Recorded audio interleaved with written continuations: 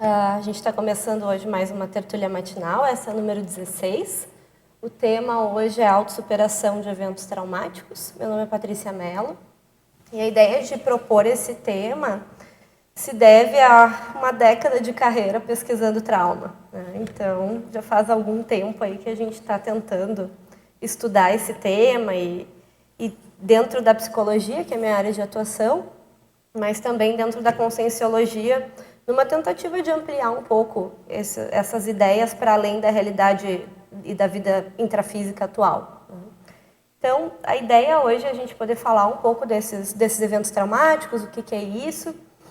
Eu planejei fazer uma apresentação breve de cerca de 30 minutos e depois aí a gente abre para perguntas. Se, porém, vocês se sentirem muito ansiosos ou tiverem uma dúvida mais pontual que precisa ser resolvida antes, não tem problema, vocês podem perguntar, podem me interromper.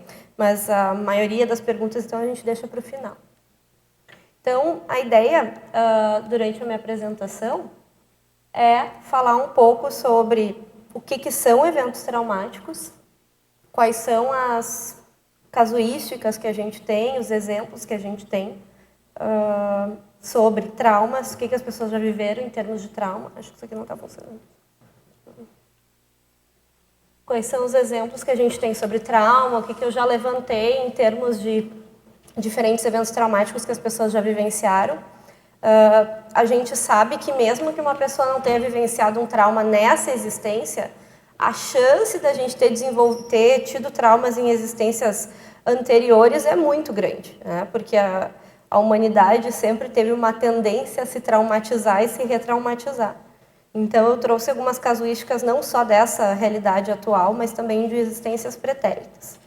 Também, por causa disso, eu vou apontar alguns sinalizadores que sugerem que a gente já tenha passado por traumas nessa ou em outras vidas. A gente vai falar um pouco de memória, porque não tem como a gente falar de trauma sem falar de memória. O trauma ele tem um mecanismo de atuação de memória bastante particular. Depois a gente vai falar quais são os mecanismos que incidem sobre a autossuperação do trauma. E aí eu vou propor uma terapêutica, que é o que a gente costuma fazer dentro da psicologia e ampliando também para a conscienciologia, e algumas considerações finais. É importante salientar que essa apresentação ela é baseada em um verbete chamado retrotrauma, que é um verbete que eu defendi 2 semanas atrás, se eu não me engano, e que fala um pouco sobre eventos traumáticos de vidas passadas. Então, quem tiver interesse de se aprofundar no tema, a gente também tem a opção de ler esse verbete, então, retrotrauma. Então, começando a falar um pouco de eventos traumáticos em geral, a gente tem que entender um pouco da definição, porque o conceito de trauma ele foi muito difundido ao longo da história e as pessoas acabaram popularizando o termo e usando trauma como quase qualquer coisa, né? Quer dizer, aquela prova me traumatizou, aquele professor me traumatizou, enfim, né? Então a gente usa de uma maneira bem popular e não necessariamente muito acurada, né? Então, por que eu digo isso? Porque a gente tem uma tendência a dramatizar um pouco as coisas. E usar o termo trauma significa, muitas vezes, dramatizar algumas coisas. Quer dizer, piorar uma situação que, na verdade, enfim, não era tão grave quanto parecia. Então, aqui a gente está usando uma definição que a gente chama de descritiva, que é uma visão um pouco mais neutra sobre trauma, que não tem muita ideologia por trás, né? Então, o que a gente pensa sobre trauma hoje é qualquer evento que represente para o sujeito uma ameaça à vida e à integridade física. Esse evento ele pode ter sido testemunhado ou pode ter sido vivenciado pela pessoa. Então, eu posso ter vivido um trauma diretamente ou indiretamente. Esse trauma, em geral, durante o momento em que ele ocorreu, ele causou para a pessoa sensações de impotência, de pânico, de terror, muitas vezes de congelamento, a pessoa não sabia o que fazer. Em geral, é um evento que abala completamente as nossas defesas e provoca na gente uma sensação de que a gente não tem recursos emocionais para lidar com uma situação tão estressante. Então, quando eu digo que essa definição ela é mais neutra, é porque a gente está tentando aqui evitar confundir o conceito de trauma com o conceito de estressor. Então, trauma precisa representar um perigo iminente para a minha vida ou para a minha integridade física. Enquanto um estressor é qualquer situação que me gere ansiedade, que me gere mal-estar, que me gere insegurança. Então, não necessariamente está ameaçando a minha vida, mas de alguma maneira eu interpreto aquela situação como de risco ou como algo que vai me prejudicar a longo prazo. Então, um bom exemplo dessa diferença é, por exemplo, você ser assaltado, né? Isso é um trauma. Quer dizer, alguém coloca uma arma na sua cabeça e, né, pede para você entregar tudo. Quer dizer, sua vida está sendo diretamente ameaçada. Agora, você, sei lá, passar por um divórcio, salvo se você foi vítima de violência doméstica no processo, em geral, o divórcio é um estressor, é um grande estressor, né? Muitas pessoas passam muito mal com isso. Às vezes, você tem pessoas que passam por traumas, que lidam melhor com trauma do que pessoas que passam por estressores, que lidam muito mal com o estressor. Então, aqui a gente não está medindo trauma e estressor por nível de sofrimento, porque isso é muito singular. Mas a gente está medindo pelo poder de risco à vida do sujeito. Então, essa é a lógica para a gente entender esses dois conceitos e parar de dizer que o meu divórcio foi traumático, né? Porque, coitado do meu marido, ou ex-marido, ou ex-companheiro, ou ex-companheira, né? Agora virou um algoz só porque quis se separar de mim, né? Isso não é muito legal. Então, a gente sabe que esse processo de traumatização, ele é algo que ocorreu ao longo de toda a história da humanidade. Então, desde que a gente é gente, a gente fica se traumatizando, né? E isso acontece por N razões, né? Em geral econômicas, egóicas, bélicas, políticas, enfim. E gera o que a gente chama de ciclo algoz-vítima, né? Que é aquela história. Eu viro vítima, aí na próxima vida eu viro algoz de quem me vitimizou, e depois eu viro vítima de novo, e eu entro naquele processo que, dentro daquela caminhada evolutiva, a gente chama de interprisão. Então, quer dizer, enquanto eu estou aqui me vitimizando e vitimizando o outro, e sendo vitimizada pelo outro, eu mantenho este ciclo, a tendência é que eu me mantenha nesse estágio de interprisão, até que alguém resolva quebrar esse ciclo. Porque o que a gente precisa entender é que não é porque eu fui vítima que isso me dá o direito de ser algoz. Tá? Embora isso explique muitos dos processos de interprisões grupocármicas, de nenhuma maneira a vitimização autoriza o sujeito a vitimizar o outro. Ainda que ao longo da história a gente saiba que é exatamente isso que acontece. Tem um livro do Viktor Frankl chamado Em Busca de Sentido, um psicólogo no campo de concentração.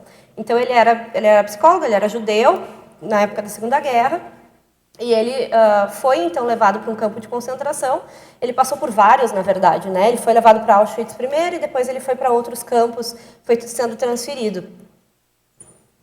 E no livro é interessante, porque ele relata as interpretações dele a respeito dessa experiência. E ele faz uma análise que eu acho brilhante, você ter esse senso de cientificidade dentro de um contexto em que você está sendo vitimizado, impressionante. Ele tem uma força presencial, ele tem a maneira como ele escreve, a maneira como ele entende as coisas, a intelectualidade é algo impressionante.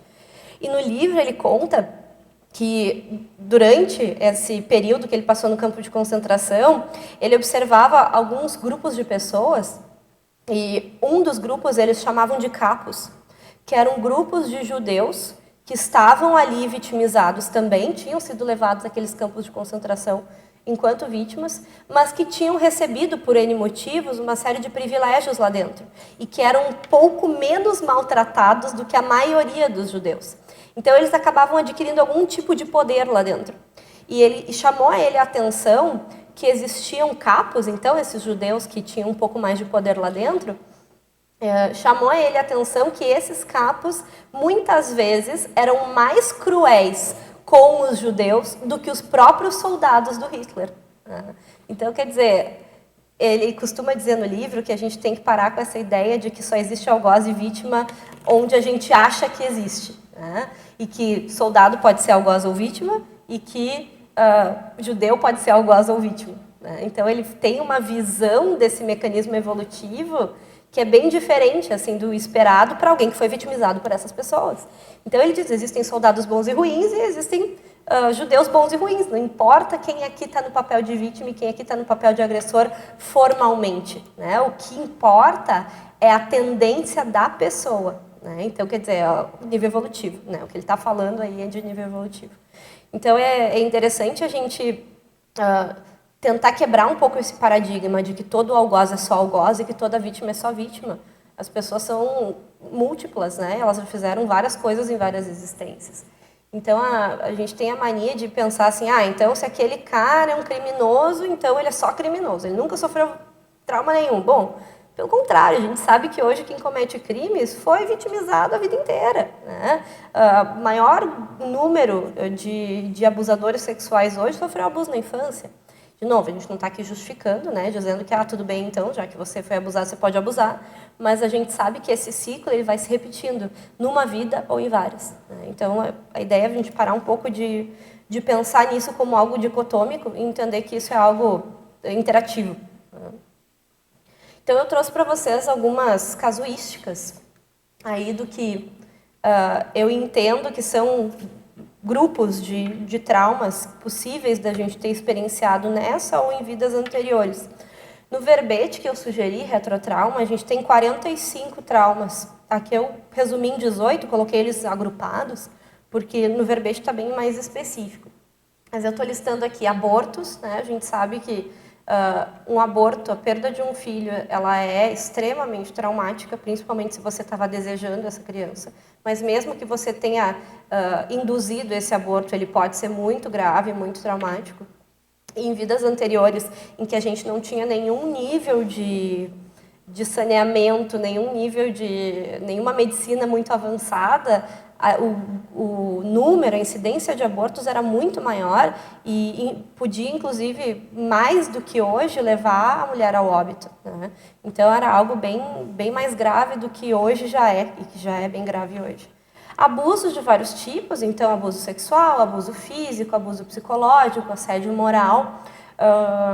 Esses abusos, nenhum deles aqui, eu coloquei eles todos no mesmo grupo, até porque eles não têm um nível de gravidade maior em termos de sofrimento da pessoa. A gente não tem nenhum estudo que sugira que, por exemplo, quem apanhou sofre mais do que foi abusado sexualmente ou sofre mais do que quem foi abusado psicologicamente. Parece que isso tem a ver com a responsividade da pessoa. Então, a gente tem a mania de minimizar o abuso psicológico, por exemplo. Mas eu costumo dizer que assim, o abuso psicológico pode ser muito mais doído do que um tapa na cara, muitas vezes, dependendo do caso, né? Assédio moral, exatamente. Então, em geral, a gente subdivide esses dois itens em assédio moral e abuso psicológico, porque, em geral, o abuso psicológico ele tem mais a ver com ameaças à vida, né, e à integridade mesmo. Então, eu vou te matar, vou matar os teus filhos, a tua família. E o assédio moral tem mais a ver com competência, né?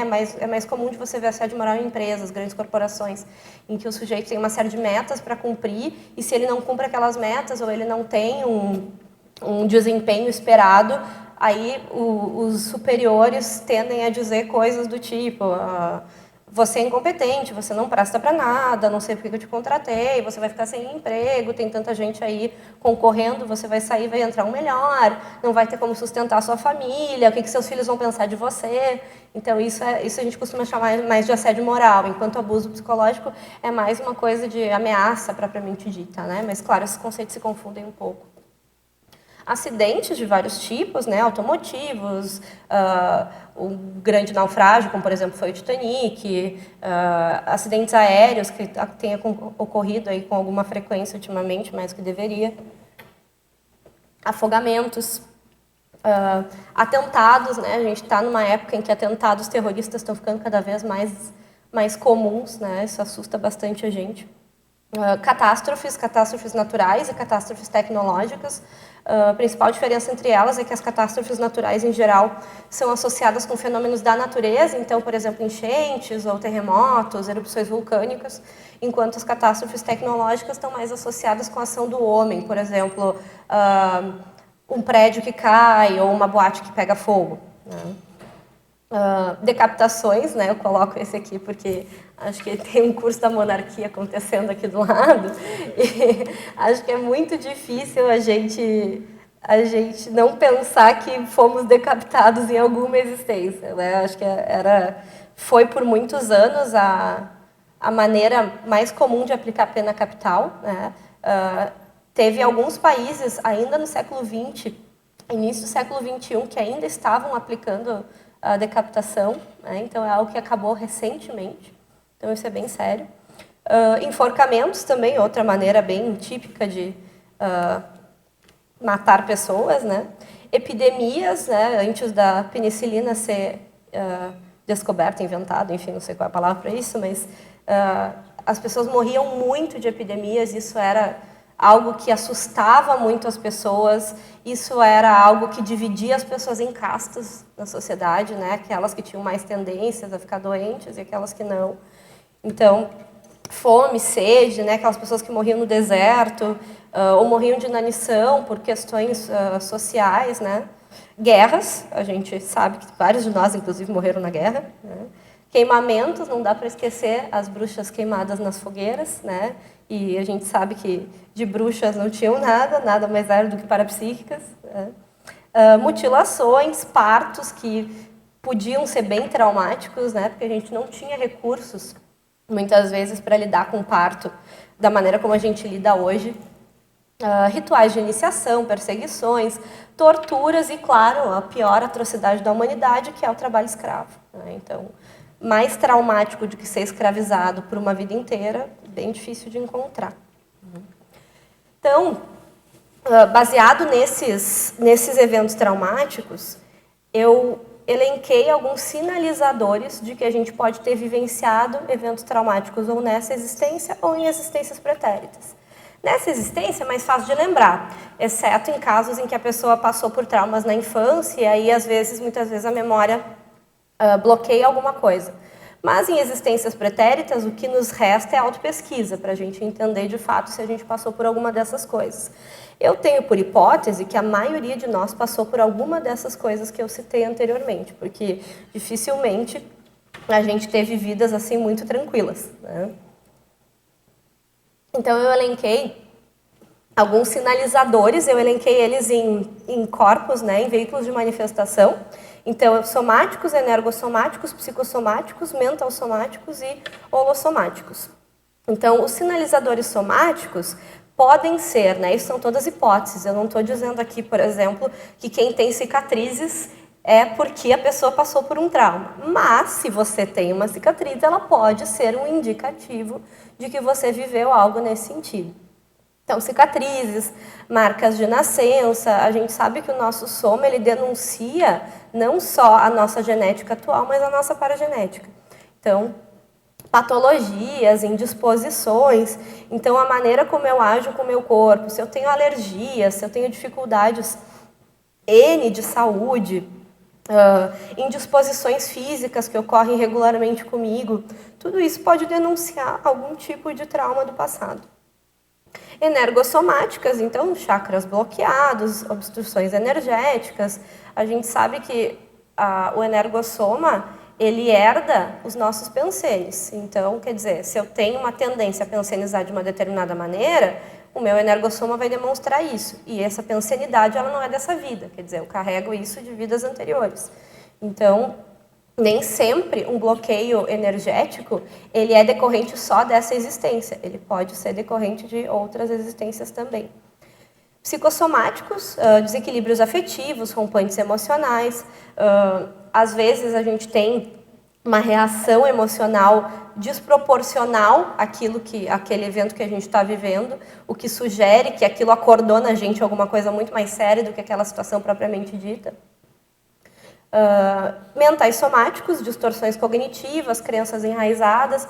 Em que sentido? A gente sabe hoje, por pesquisas intrafísicas mesmo, não estou nem falando de conscienciologia, mas o trauma ele tem um poder de divisor de águas.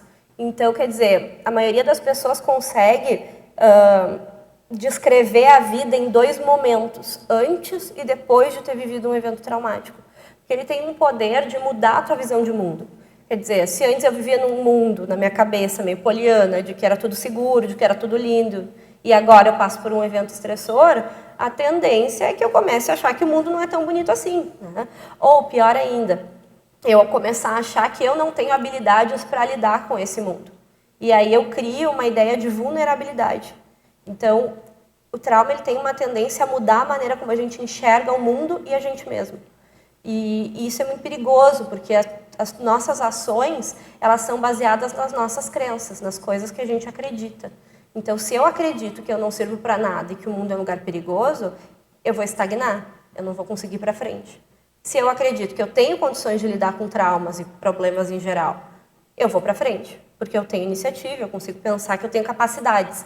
Mas se esse evento traumático ele conseguiu afetar a minha visão de mundo e de mim mesmo de uma maneira mais incisiva, pode acontecer da pessoa passar, às vezes, anos sem conseguir mudar nada na própria vida. E, claro, todas essas coisas geram efeitos holossomáticos, que aqui eu resumi em fugas e esquivas, ou seja, eu evito todo tipo de situação que esteja, de alguma maneira, associada com o evento traumático que eu vivi. Isso eu faço conscientemente ou inconscientemente. Tem coisas que a gente faz ou que a gente tem medo que a gente nem sabe por quê. Né? Então, por exemplo, desde que eu era muito pequenininha, eu morria de medo de fogo. Nunca me aconteceu nada nessa vida que justifique eu ter medo de fogo. Mas, assim, nem ligar o fogão com fósforo eu conseguia, porque não sei, né? Sei lá quantas vezes fui queimada na fogueira. Não sei, né? Ou ex-bruxa, né? Vai fazer o quê? Então, quer dizer, é uma sugestão, né? É até uma ligação muito direta que eu faço uma coisa com a outra. Não precisa ser assim, né? Não precisa ser tão óbvio, né? E também não estou dizendo que é isso que aconteceu. Mas, assim, é interessante você pensar que uma pessoa que nunca teve uma experiência e desde cedo, com fogo, desde pequenininha já não gosta daquilo, quer dizer, onde é que está a justificativa dessa vida para esse tipo de reação? Tem várias pessoas que eu conheço que, por exemplo, não conseguem usar gola alta. Né? Ou, você não consegue? Porque assim, quer dizer, quantas vezes você não perdeu o pescoço, quantas vezes você não foi enforcado, quer dizer, dá uma agonia, né, colocar alguma coisa aqui. Eu também não gosto muito, assim, você vai me ver mais de manto, de cachecol, mas de gola alta eu já acho meio desagradável, assim. Então, tem pessoas que eu conheço que tem algumas partes do corpo que a pessoa não consegue ser encostada, porque ali pega alguma coisa que a pessoa não sabe, que sempre foi assim. Né? Tem pessoas que eu conheço que têm claustrofobia, quer dizer, o que será que aconteceu, né, no passado que tenha gerado algo que dessa vida não se explica? Né?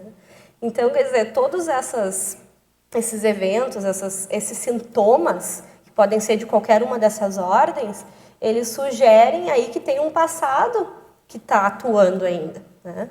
E a questão que eu tenho para a gente é o quanto que esse passado ainda vem à nossa memória, ou de uma maneira consciente ou de uma maneira inconsciente, e o quanto que ele ainda governa as nossas ações mais do que a gente mesmo, né? Conscientemente, de maneira lúcida.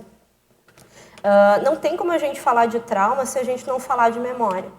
É um paradoxo que, quando a gente nasce, a gente apaga muitos dos nossos registros, mas que, ao mesmo tempo, o registro traumático se manifeste mesmo com a hipomnésia da ressoma.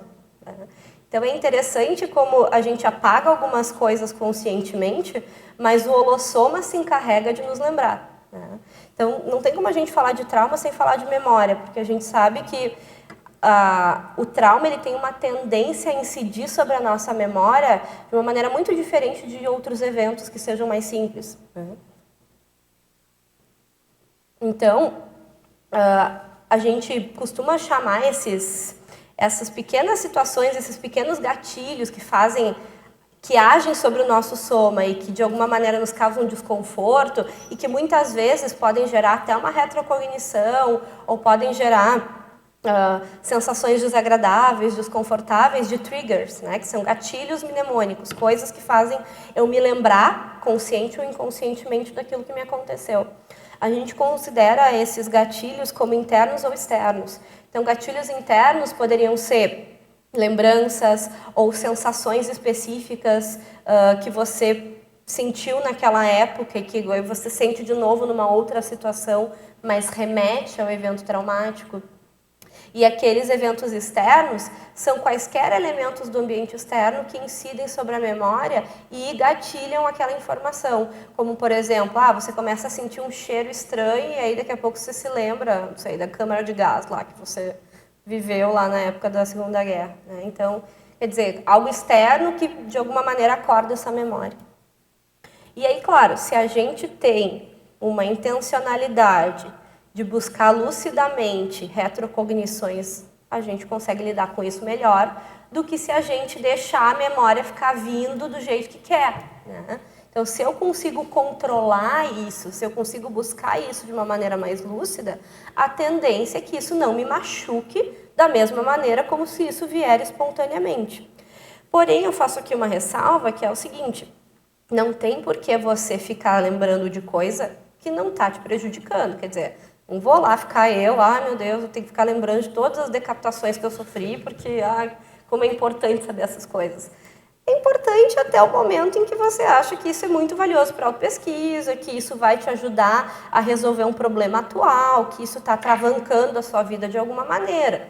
Mas se isso está lá quietinho, quer dizer, tem um motivo para a gente esquecer as coisas, né? Esse motivo ele é bem planejado pela lógica da evolução. Então, não tem por que você ficar buscando coisas sem ter uma lógica, um sentido evolutivo para isso. Ficar só cavocando, né? A gente não pode esquecer que existe uma relação que não é só da consciência com ela mesma, no que se refere a trauma. Você está evocando uma série de consciências associadas àquilo. Ninguém passou por trauma sozinho. Sempre tem um grupo que está associado àquilo. Quer dizer, você teve uma audiência, né, no dia que você resolveram te decapitar. Você teve um monte de algozes lá na época que te colocaram na câmara de gás. Então, quer dizer, ninguém está sozinho no trauma, né? A gente está com os nossos algozes e as vítimas, né? Então, está todo mundo meio junto. Então, quando você acorda aquilo, a tendência é que eles acordem também, né? E se aproximem da gente. Então, a gente tem que lembrar que aqui eu não estou falando de um paradigma só intrafísico, em que a pessoa tem que lidar com aquilo ela com ela mesma. Ela tem que lidar com consciências de todos os grupos, né? Assediadores, guias amauróticos, amparadores, né? Que também podiam estar conosco naquela situação. Então, não é bem assim você acordar essas coisas sem ter lucidez do que você está chamando junto, né? E capacidade para fazer a asepsia. Então, quando a gente fala de mecanismos de autossuperação, como é que eu supero isso? Quer dizer, isso está me atrapalhando, eu preciso me lembrar, eu preciso fazer alguma coisa sobre isso. Então, tem algumas pontuações antes de eu falar de terapêutica que se referem ao que acontece no cérebro e paracérebro da pessoa, no psicossoma da pessoa, quando a gente está falando de trauma.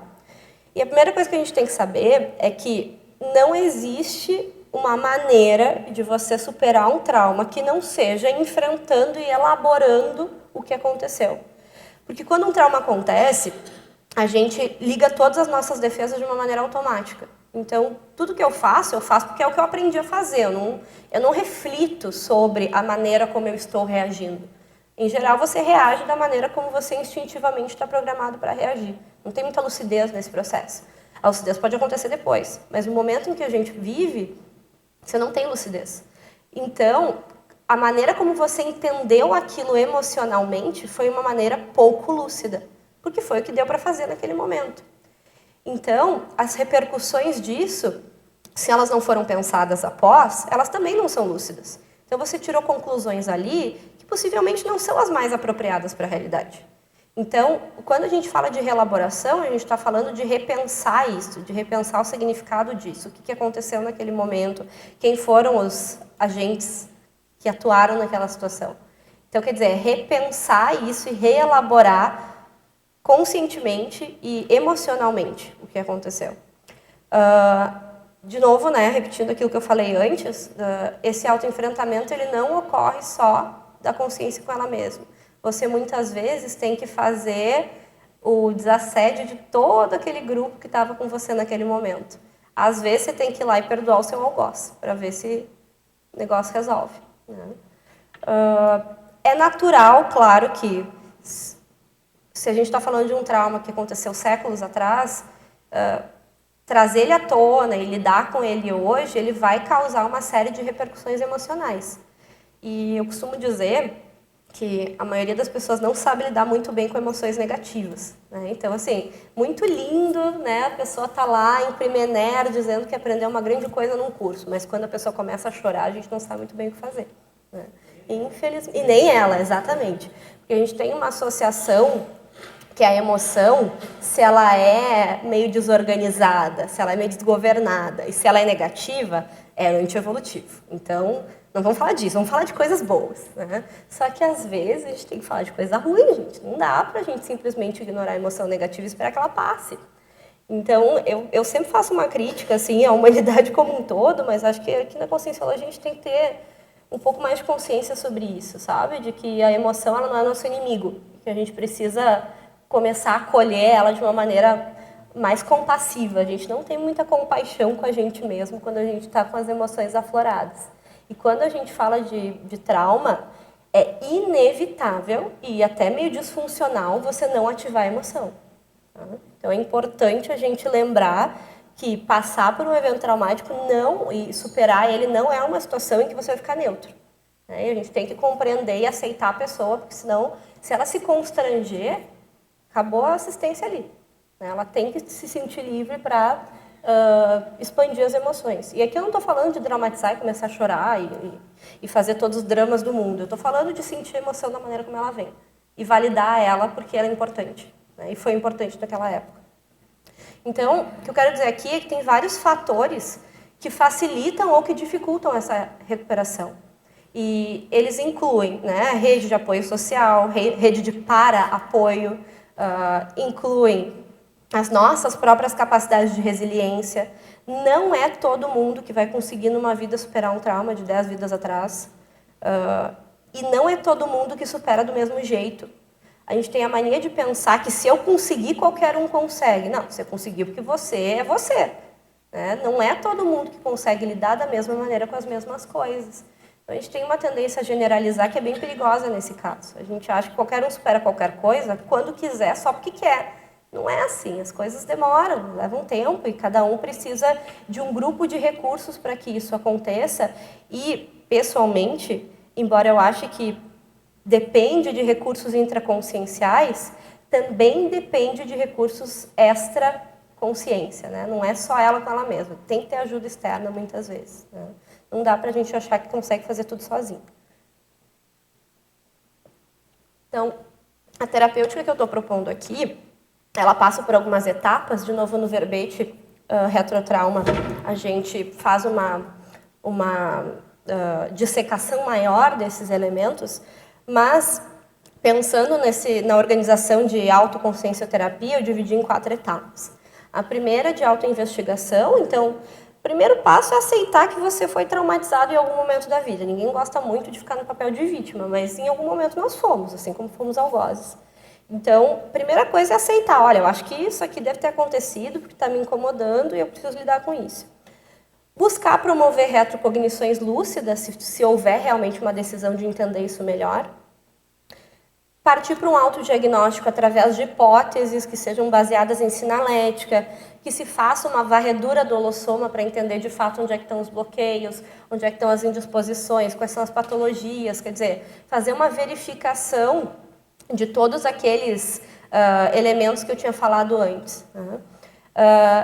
Depois a gente vai para o autoenfrentamento, então a gente chama essa parte de exposição. Então é você se expor a situações, pessoas, lugares, estímulos em geral que estejam associados com aquilo. Quer dizer, Então, se antes eu não gostava de usar gola alta, então agora eu vou começar a colocar um cachecol no pescoço. E aí daqui a pouco, ele não quer, e daqui a pouco eu coloco uma blusa um pouco mais fechada, e depois eu tento colocar uma gola um pouco mais alta, quer dizer, aos poucos eu vou tentando fazer coisas que em geral me deixavam desconfortável.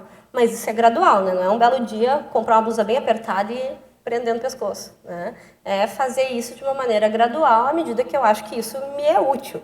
Tem coisas que não são úteis, tá, gente? Mas tem coisas que, se precisar, tem que fazer.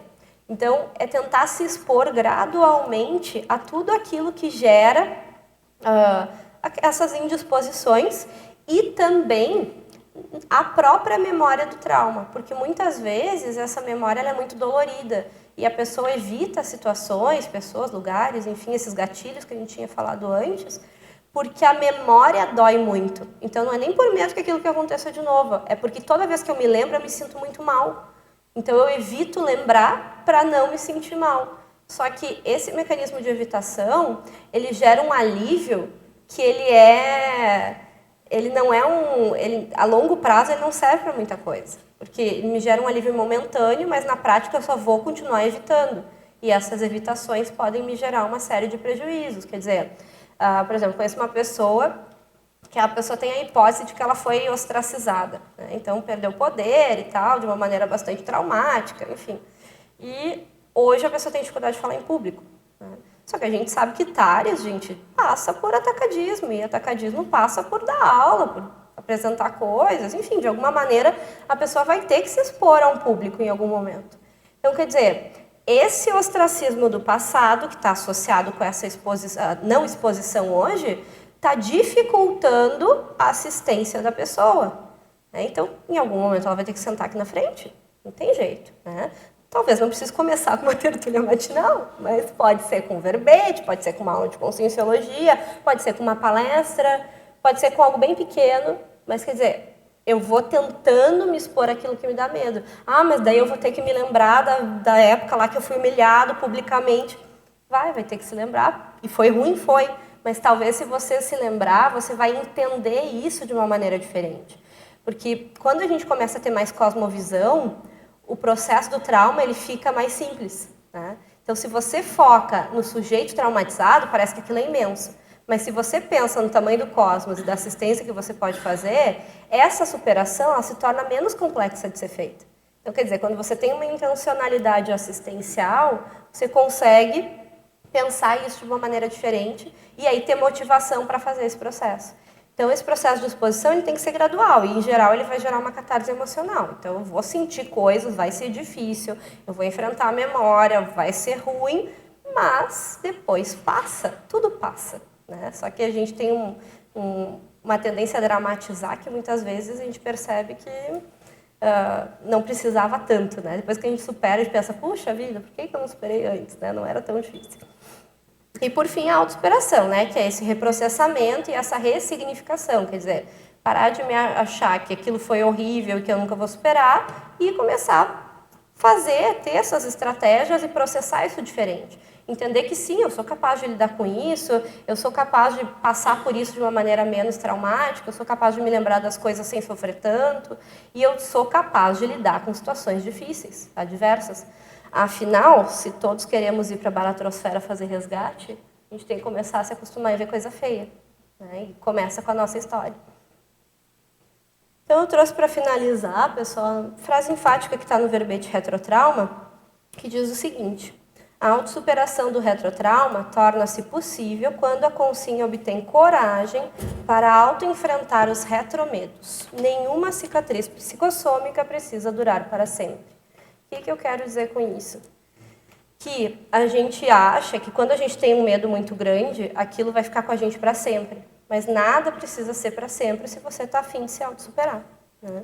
Então, com ajuda externa ou com ajuda pessoal, dos amparadores, enfim, a gente consegue lidar com isso uma vez que a gente tiver condições, a gente tiver coragem e a gente achar que isso é, de alguma maneira, útil para a nossa evolução e para a evolução de outras pessoas. Afinal, pelo exemplo, a gente consegue mostrar para os outros que é possível, né? E essa é a nossa ideia aqui. Então, pessoal, acho que por agora é isso. Não sei se vocês... Vamos abrir para perguntas agora, e aí a gente vai conversando melhor. Certo? Então, você vai ficar, né? Vamos lá, Marina. Isa, você acha que pode ajudar a pessoa que está se auto-pesquisando, buscando essa autossuperação nessa linha do que você está falando, ela pensar quantas vezes fui queimada pelo fogo, que é o que você apresentou aí algumas vezes como exemplo, e quantas vezes eu queimei alguém no fogo, ou isso nesse momento mais atrapalha? Eu acho que, assim, você entender que você foi algoz e que você foi vítima, ajuda você a ter essa visão de conjunto maior. Né? Mas eu diria que, enquanto você precisa lidar com a sua própria vitimização, ficar pensando que você vitimizou os outros, aumenta a chance de você se sentir culpado. Porque o que acontece? A gente tem uma parte da sintomatologia pós-traumática, ela é composta pelo que a gente chama de autorresponsabilização.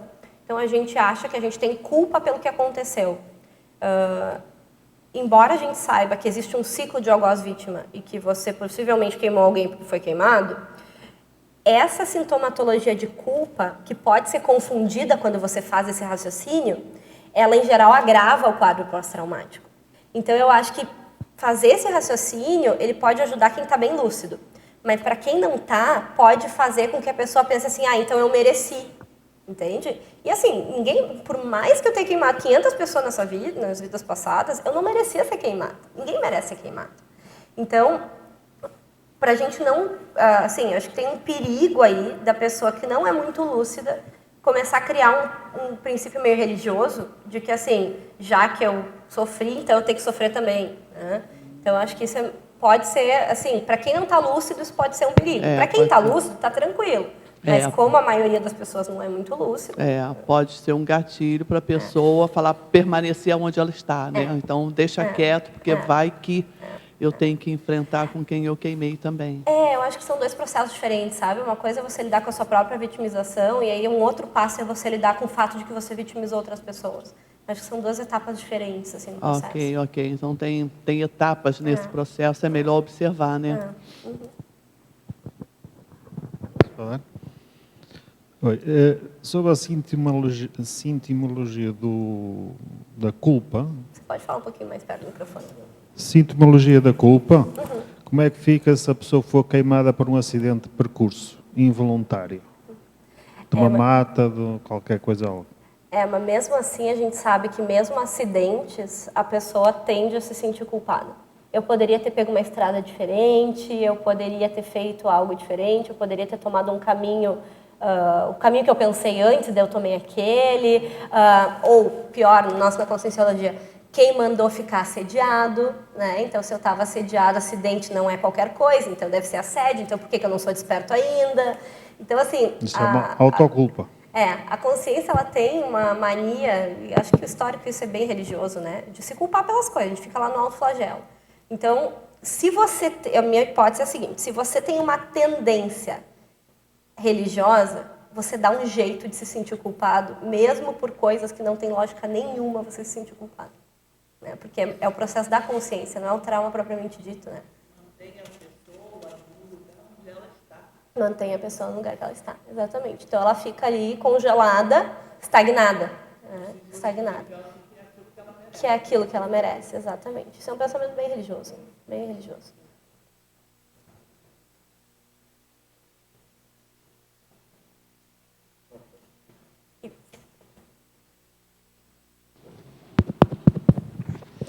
Oi, Patrícia.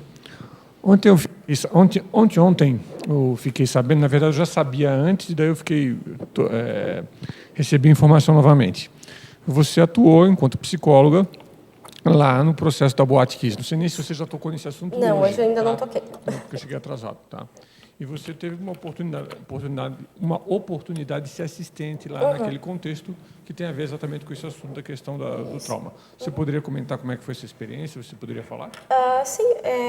Então, na época eu trabalhava Na época não, eu ainda sou colaboradora de um grupo de pesquisa na PUC, um núcleo de pesquisa chamado NEPT, que é o Núcleo de Estudos e Pesquisa em Trauma e Estresse da PUC, do Rio Grande do Sul. Foi onde eu fiz a minha formação acadêmica, mestrado, doutorado, enfim. E é um dos... no Brasil a gente tem poucos locais especializados em pesquisa e tratamento de trauma. Então, no Rio Grande do Sul a gente tem o NEPT. Então, quando o incêndio na boate aconteceu, o Ministério da Saúde ativou o NEPT porque era o grupo de pessoas que tinha um reconhecimento, um especialismo na área, assim. Então, quando aconteceu de madrugada, né, de sábado para domingo, então eu acordei domingo de manhã já com algumas pessoas me ligando e pedindo para a gente ir, porque o NEPT tinha sido ativado e a gente tinha que ir. Então a gente foi para Santa Maria, morava em Porto Alegre, e Santa Maria dá umas 4 horas de distância, então a gente foi. Algumas pessoas foram com a Força Aérea, algumas pessoas foram via terrestre. E a gente chegou em Santa Maria no fim do dia, a gente ainda estava em processo de reconhecimento de corpos, né? Então quando uma tragédia dessas acontece, existem alguns procedimentos que a gente segue. Então o primeiro deles é encontrar um ambiente grande, que possa dar conta do maior grupo de pessoas possível. Não dá para fazer isso em qualquer lugar, porque é muita gente. Então, a gente foi direcionado para um complexo de ginásios municipais, onde ficavam os corpos para serem reconhecidos. Então, a gente foi para lá, a gente encontrou com o pessoal da Secretaria da Saúde. Foi um processo que, assim, toda a comunidade se mobilizou, né? A repercussão no Brasil inteiro foi muito grande. E no Rio Grande do Sul foi muito... Você nem imagina o que acontecia lá dentro, assim. Então, o pessoal pegava ônibus, as empresas de ônibus deram passagem para quem quisesse ir para ajudar, o pessoal estava indo. O problema disso é que foi muita gente que não estava preparada. Quer dizer, tem uma coisa que é linda, que é a intencionalidade, mas intencionalidade tem que estar associada com preparo, né? Então, assim, teve uma hora que a gente estava atendendo os psicólogos que estavam passando mal porque foram lá atender e não conseguiram dar conta, né? Então, assim, isso foi um pouco complicado. Mas, assim, a gente foi para lá, a gente ajudou nessa parte de reconhecimento, de assistência às famílias, e aí depois a gente passou aquela madrugada, então, nesse processo. Aí depois a gente fez, então, a gente se coordenou com as equipes de saúde que tinham ido, então Secretaria Estadual de Saúde, Secretaria Municipal de Saúde, Ministério da Saúde, então todas essas instituições, assim, mais associadas com tratamento, foram ativadas. O problema de Santa Maria é que ela é muito pequena, então todo mundo que trabalha com saúde conhecia alguém ou tinha algum parente que estava lá dentro. Então a cidade, ela não tinha recurso porque o recurso humano estava ocupado sendo vitimizado. Então a gente acabou, eu e mais alguns colegas, coordenando esse processo das equipes de saúde que trabalhavam em vários locais da cidade. Então a gente atuou em hospitais, em unidades básicas de saúde, em emergências, nos CAPs, nos Centros de Atenção Psicossocial, que se tornaram a referência da comunidade para buscar auxílio. E essas vítimas, elas... foi uma tragédia particular porque tinha muitos jovens envolvidos, né? Então, é uma secção da cidade que acorda muitas pessoas, porque isso fere um pouco o ciclo natural da vida, né? Quer dizer, você deveria dessomar lá com 80 anos, e aí você dessoma com 20. Né? Então, isso é uma bagunça na cabeça da pessoa. Então, na época, a gente então aplicou o que a gente chama de primeiros socorros psicológicos, que é um protocolo de atendimento a vítimas de catástrofe. O padronizado foi usado no próprio 11 de setembro. Ele foi criado pela Edna Foa, que é uma pesquisadora, ela é israelense, hoje ela mora nos Estados Unidos, eu fiz um treinamento com ela uns anos atrás. E é um protocolo que basicamente verifica estado mental, né, faz algum exame de estado mental ali nas primeiras horas. Ele é para ser utilizado nas primeiras 72 horas depois de um trauma, porque depois de um evento traumático a tendência é que a pessoa tenha algumas reações que são típicas, quer dizer, a gente costuma dizer que assim, numa situação anormal, uma reação anormal é a conduta normal. Então, quer dizer, é esperado que você fique mal depois disso, não é esperado que você fique bem. Então, a gente aplicou esse protocolo justamente para ver quem é que estava mais em risco e quem é que estava tendo reações difíceis porque é uma situação difícil. Então, a gente aplicou isso em todas as vítimas e vítimas diretas e indiretas, como a gente chama, né? As vítimas diretas são os jovens que estavam lá dentro e as indiretas são os familiares, as pessoas próximas. Então, as pessoas buscavam os psicólogos e médicos nessas instituições que eu citei e a gente fez um treinamento, então, junto com os Médicos Sem Fronteiras, que vieram atuar também, para treinar os psicólogos e os médicos a aplicar esses protocolos, para verificar como é que as pessoas estavam. E aí a gente fez um registro disso em fichas, né, para a gente saber acompanhar essas pessoas a longo prazo. Eu fiquei em Santa Maria uma semana, que pelo que a gente estuda em termos de atendimento de catástrofe, é o máximo de tempo que uma pessoa consegue ficar se ela chegou no primeiro dia, foi o nosso caso. Porque depois disso você não está dormindo, você não come direito, você passa muito... Assim, necessidades básicas não são muito atendidas nesse momento, então você não consegue ficar mais de uma semana sem pirar um pouco, né? Então eu fiquei uma semana, depois a gente trocou, veio uma outra equipe para trocar conosco.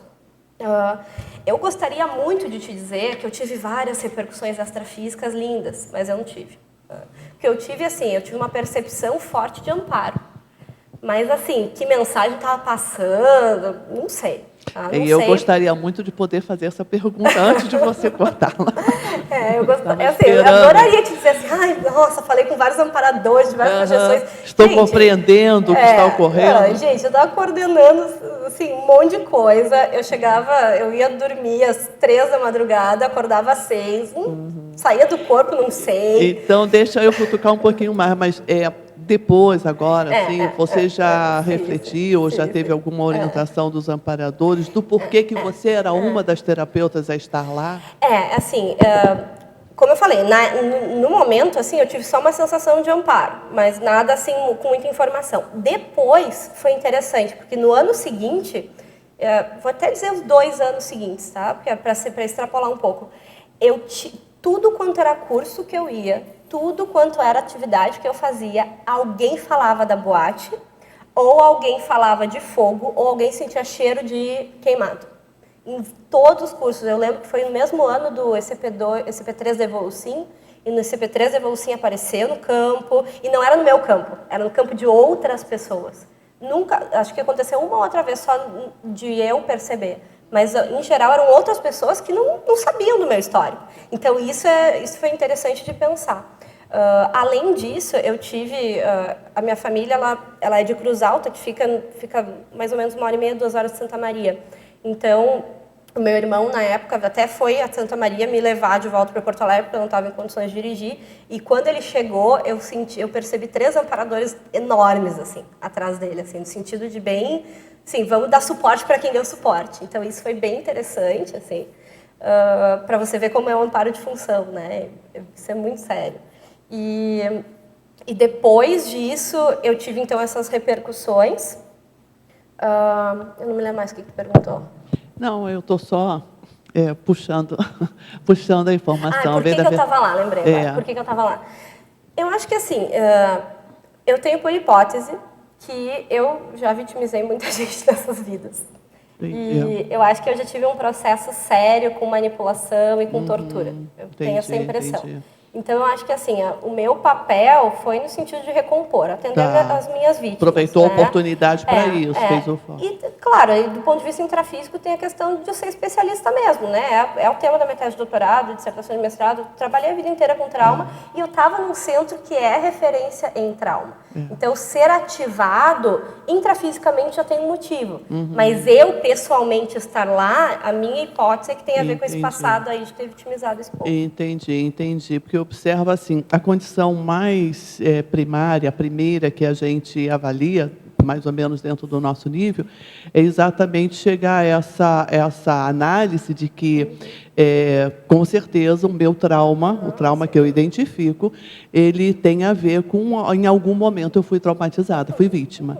Mas é bem fácil pensar que não nasci perfeita, né? Não fui construída perfeita. No decorrer dos milênios, também provoquei trauma. Mas aí vai um pouco mais adiante, eu começo a observar que é possível, chega um determinado momento, que a pessoa já trabalhou a maioria dos seus traumas. E ela realmente está apta para atuar mais como terapeuta, como amparadora, do que um resgate de recomposição, vitimização, alguma coisa nesse sentido. E esse evento de Santa Maria é muito interessante, porque, na época, ele me fazia lembrar muito de um circo que foi queimado e o circo estava lotado. Você se lembra desse evento? Eu era criança, eu era bem jovem, isso ficou bem lá no meu passado. Mas o que registrou nessa Foi época? um circo em Niterói. O circo em Niterói.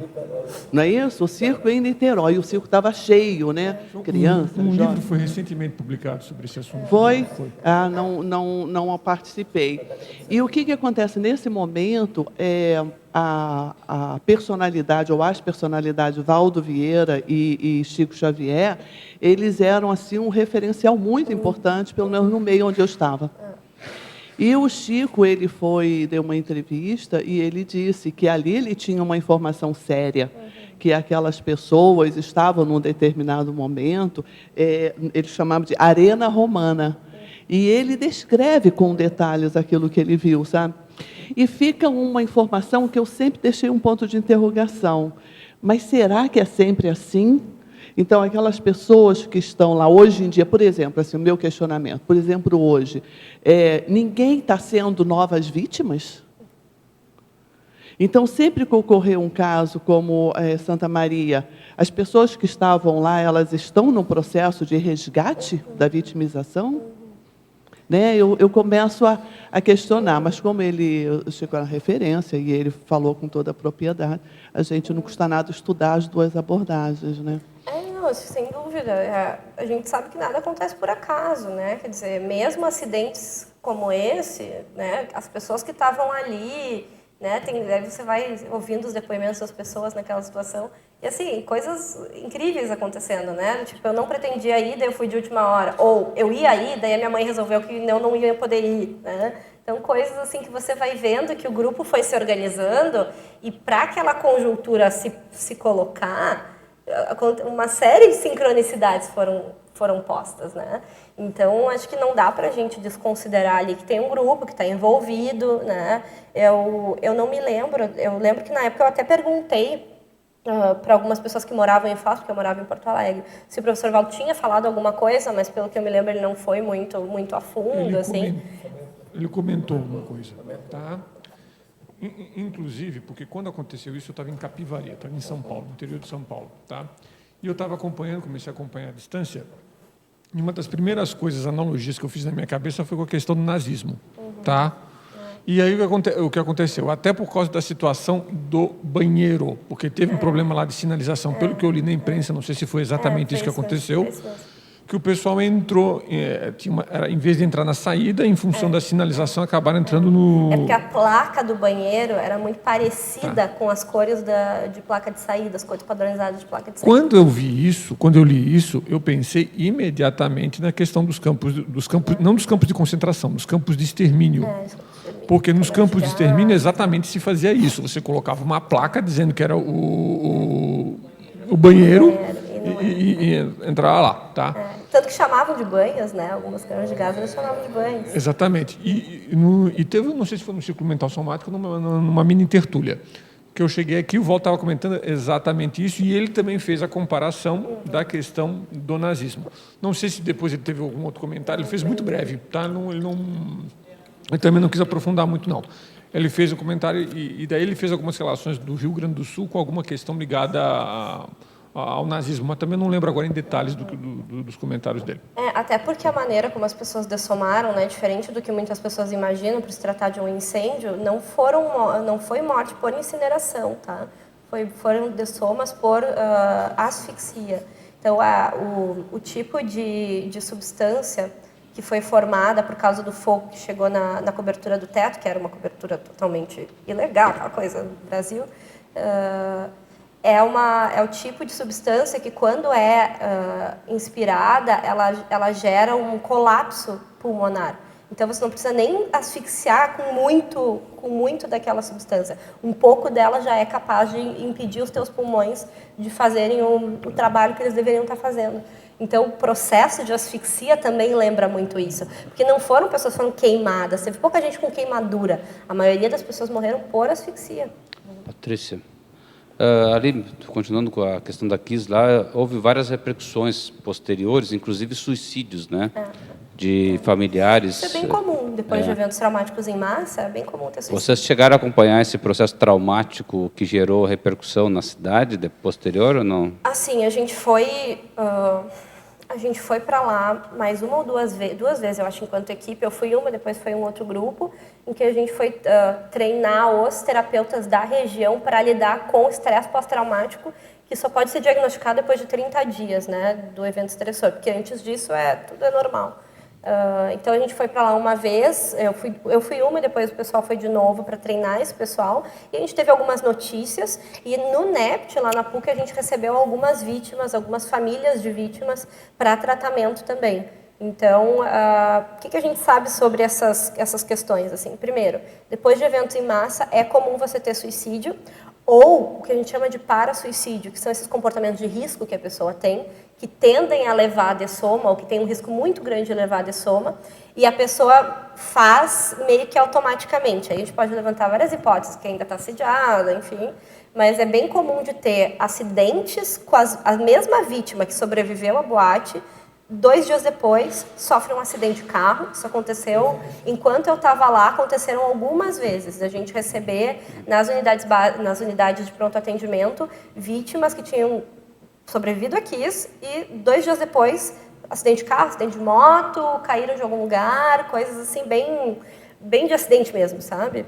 E as famílias também, assim, teve algumas famílias com suicídio, menos do que a gente sabe, porque o protocolo de imprensa não anunciar suicídio, porque a gente sabe que normalmente quando uma pessoa comete suicídio isso é divulgado, outra vai fazer exatamente da mesma maneira nos próximos 15 dias. Então, a gente evita divulgar. Então, essas coisas que a gente fica sabendo, bem menos do que de fato aconteceu. Mas o mais comum foram pais, né, ou parentes muito próximos aí das vítimas. Porque esse desespero, assim, é uma perda de sentido de tudo, né? Por que isso aconteceu e tal. E aí acontece isso. Eu percebi o repercussão extrafísica. Nós tivemos o primeiro CP2 em Caxias, logo após o incidente. Foi um CP2 bastante trabalhoso, vamos dizer assim, com esse processo todo, né?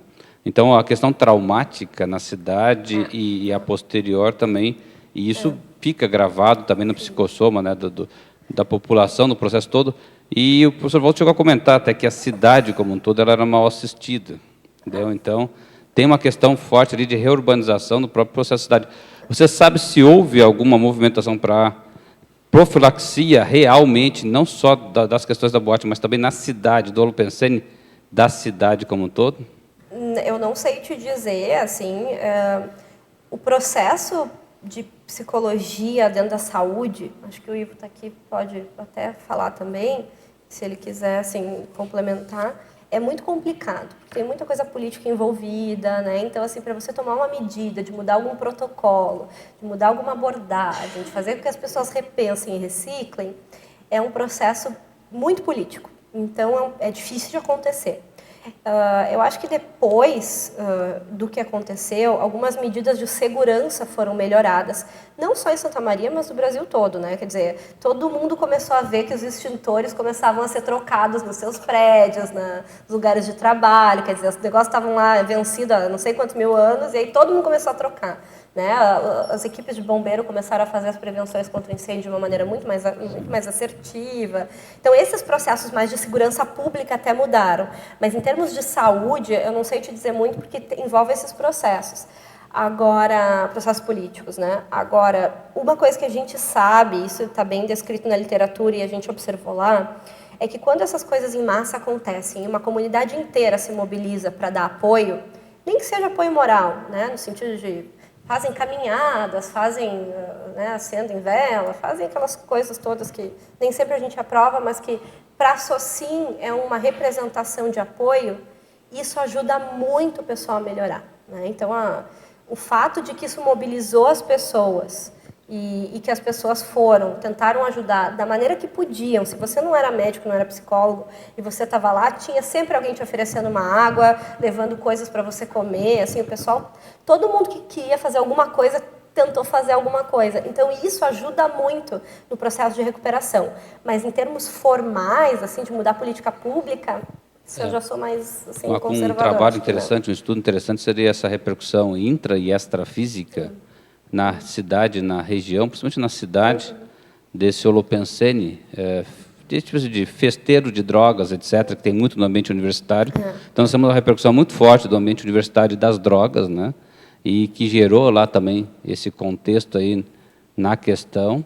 Então, esse trauma poderia ser mais trabalhado. Eu vi casos até de pessoas que atenderam lá e tiveram problemas cardíacos depois, né? Semanas, meses depois, e dessomaram devido à questão traumática do atendimento em si também, né? É, aquela coisa, né, o que eu tinha falado antes, assim, uma coisa é você ter boa intenção, mas se você não está preparado, é melhor não ir, entendeu? Muito ajuda quem não atrapalha e quem não se atrapalha tentando ajudar, né? A gente tem que saber os nossos limites, assim. Então, nossa, a gente teve estudante que mentia que era psicólogo para poder atender. Aí depois você ia falar com a pessoa estava lá, né, mal, né, tinha que mandar levar no ônibus, botar no ônibus para ir para casa, que a pessoa, né, não deu conta, assim. Tinha psicólogos lá que nunca tinham atuado na clínica e que, sim, porque eu tenho um diploma, eu vou lá ajudar. Quer dizer, a gente tem uma formação na faculdade que é muito abrangente, né? Para você se especializar nisso, tem toda uma estrutura que você tem que criar.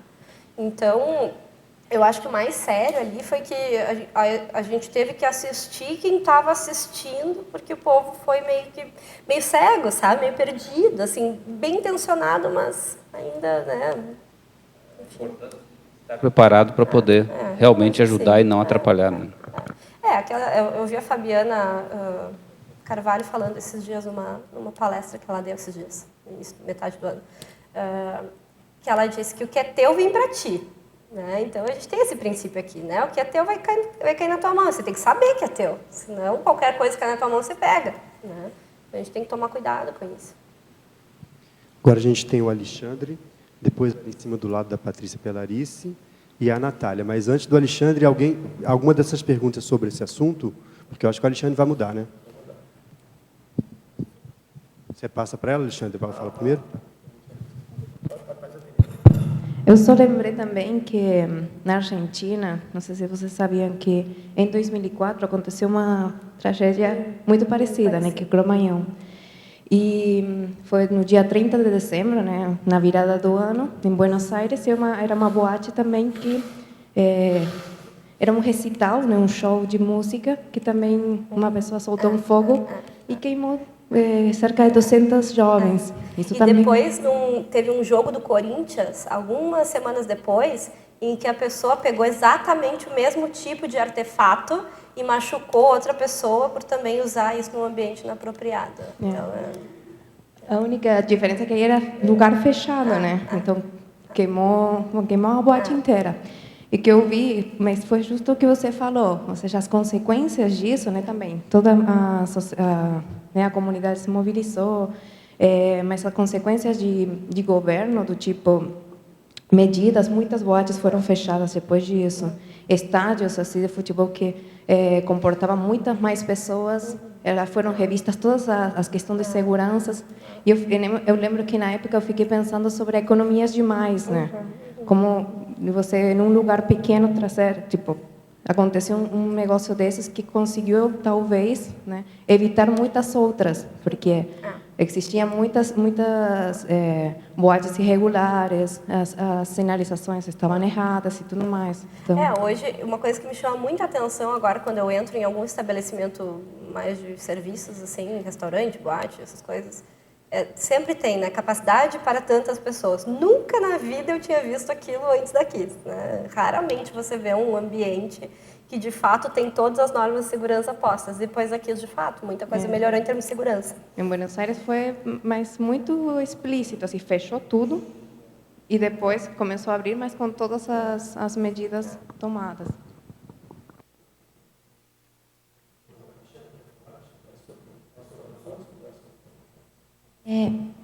no caso, por exemplo, igual os eventos que aconteceram, assim, experiências traumáticas em geral, é feita assistência para as vítimas. E, no caso, tem alguma orientação de fazer assistência para os algozes, assim? Eu gosto da pergunta, e que bom que alguém faz, porque me dá esperança na humanidade, assim.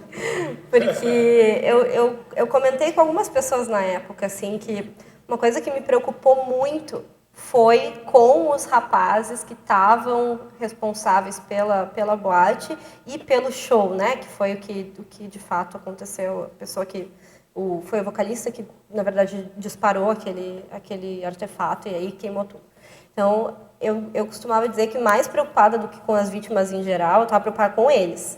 Porque ninguém pensa neles, né? Ninguém pensa... pensa mal, exatamente.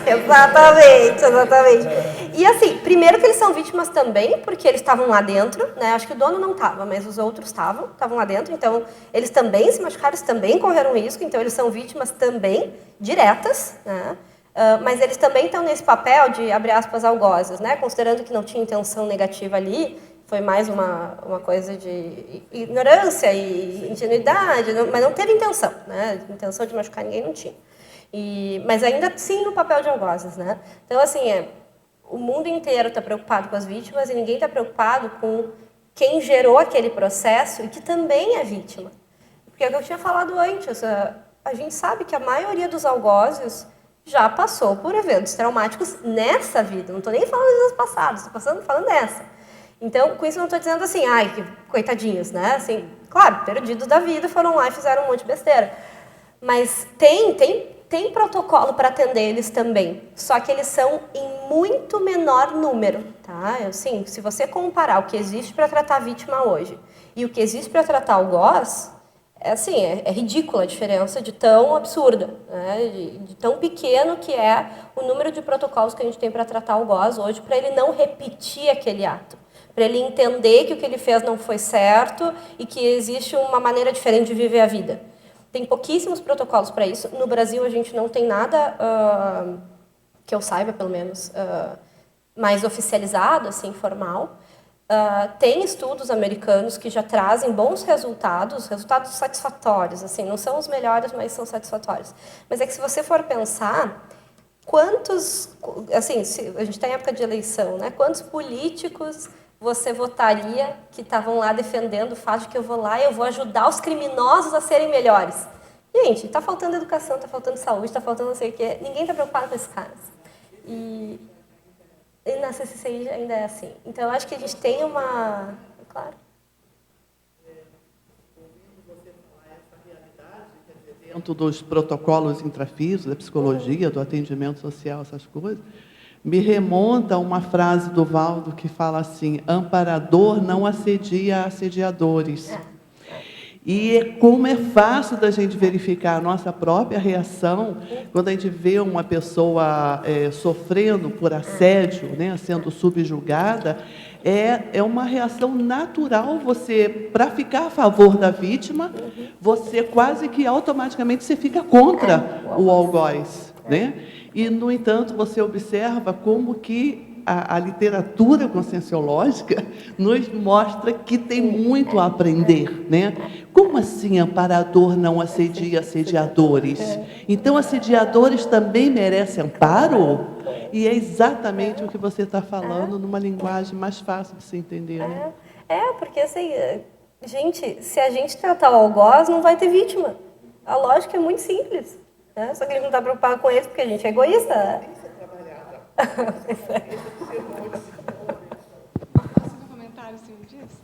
Né? Que assim, eu fiz um curso há um tempo atrás e estavam falando sobre violência doméstica e o professor é um americano e tal, ele começou a carreira dele de psicólogo trabalhando com essa questão. E ele estava dizendo que dá muito mais resultado você trabalhar o agressor do que trabalhar as vítimas, que é muito difícil trabalhar com a mulher vítima de violência doméstica. Mas o caso do agressor dá muito mais resultado. Então, assim, se nesse caso dá resultado, claro que provavelmente em outras situações também. Exatamente. Eu fui num congresso esses dias que estava acontecendo aqui em Foz, que era um congresso de análise de comportamento, E eu vi uma palestra era de um pesquisador americano, em que o nome da palestra era Construindo Ambientes Mais Acolhedores, né? Em que era justamente, o paradigma dele é justamente esse, é o paradigma de prevenção. Então, se você mexe com esse grupo que está sendo vitimizado, que vai vitimizar no futuro, você consegue mexer com ele, ele não vai vitimizar ninguém, porque ele vai estar melhor, né? Então, mas assim, até a sociedade mudar a cabeça, leva alguns séculos, né? Vai tempo. Eu estou achando muito legal, acho que é um tema muito relevante e ele, né, complexifica quando a gente introduz as variáveis assim da multiexistencialidade, da multidimensionalidade, que é o nosso caso aqui, né? Aí eu na verdade fui anotando um monte de perguntas aqui, mas eu vou resumir. Algumas até envolvem minha casuística pessoal, mas assim, eu vou juntar umas 3 perguntas aqui. É o seguinte, a gente sabe que a lógica, né, o mecanismo da evolução e no nosso caso da série X, tem essa parte da gente esquecer o restringimento intrafísico, a nova vida a gente esquece, mas como você muito bem falou, o holossoma, principalmente o psicossoma, deixa, como ele se mantém, a gente não lembra do episódio assim, traumático, mas ele traz as marcas, né? No meu caso, tem até esses problemas do pescoço, somáticos e tal, que eu também não sei de onde vem, mas enfim. E aí você falou uma outra coisa, que é assim, eu acho que precisa ser, esses traumas precisam ser sempre conscientemente reprocessados. A minha pergunta é a seguinte, obviamente muita coisa a gente não pode lembrar. Nessa balança do que vale a pena, do que tem benefício prático, a gente reprocessar, lembrar e reprocessar para essa vida, para a gente poder fazer a nossa ProEx, enfim, para nossas reciclagens. E o que não vale a pena lembrar, o que a gente não está preparado para lembrar, como é que você vê isso? Assim, por exemplo, você acha o que a gente deve puxar e o que a gente não deve puxar? Eu acho que assim, o que está travancando a tua assistência, tu deve puxar. Então, assim, aquela assistência que você entende que é prioritária, quer dizer, você vai ter que pesar, né? Eu quero assistir, mas assim, eu vou sofrer muito e aí eu vou ficar tão mal que eu não vou conseguir dar conta. Aí você, né, deixa de assistir aqui, então, porque você vai assistir outras coisas. Mas assim, se você acha que você... Vamos dizer que eu tenho uma hipótese. Eu tenho a hipótese de que eu morri na fogueira. E aí, de que eu morri na fogueira. Aí eu quero, então, eu estou vendo que eu não consigo lidar com várias coisas, não consigo fazer várias assistências, porque tem esse trauma lá. Então, eu vou fazer um laboratório de retrocognição, vamos ver o que vem, e aí eu trabalho isso. Mas por quê? Porque a minha assistência não está funcionando e eu tenho condições de lidar com esse evento. Outra coisa que eu acho que é um bom critério é, assim, o quão doloroso é o efeito disso na tua vida atual. Quer dizer, uma coisa é assim, eu não consigo usar gola alta. Outra coisa é assim, eu não consigo falar em público, eu não consigo me relacionar com as pessoas, eu não consigo ter relacionamentos, eu não consigo ter uma dupla. Quer dizer... Está te impedindo de você exercer o que você valoriza. Exatamente. Né? Então, quando... E assim, às vezes, não é só impedir de exercer o que você valoriza, às vezes te impede de viver. Né? Às vezes, a repercussão é tão severa que você não consegue acordar sem ter algum lapso, alguma coisa de retrocognição, e normalmente é muito assediado, porque vem um monte de coisa junto. Então, e aí, nesses casos, quando a coisa tem a ver com sofrimento, né, eu sempre digo, busca ajuda, vai buscar terapia, consciencioterapia, fazer aí o que a gente tem de disponível na CCCI fora dela, porque a gente não consegue dar conta de algumas coisas, a gente não sabe a poeira que a gente levanta quando a gente acorda algumas coisas do nosso passado. Então, acho que no verbete... Esse é outro fator, realmente. Você acaba... do fato de lembrar, não só você traz o trauma, mas você lembra um monte de outras consequências você se localiza. Exatamente. Né? No verbete, eu até coloco um grupo esse de critérios. Verbete, que é o paratrauma, retrotrauma, você já defendeu? Sim, tá, sim. Tá. Defendi, acho que dia 3 desse mês, e já está lá no tá site. Legal. Vou assistir. Mas no verbete tem uma seção que eu escrevo sobre os critérios que você tem que utilizar para buscar ajuda externa. Então, o nível de sofrimento que você está a ponto de você poder lidar com isso sozinho, entre aspas, né? Você com você mesmo, e o nível de sofrimento que deveria te levar a buscar ajuda externa, assim. Então, isso também é um bom critério, assim, ver o quanto de sofrimento você está tendo e também o quanto que isso está afetando a tua assistência prioritária. Obrigado.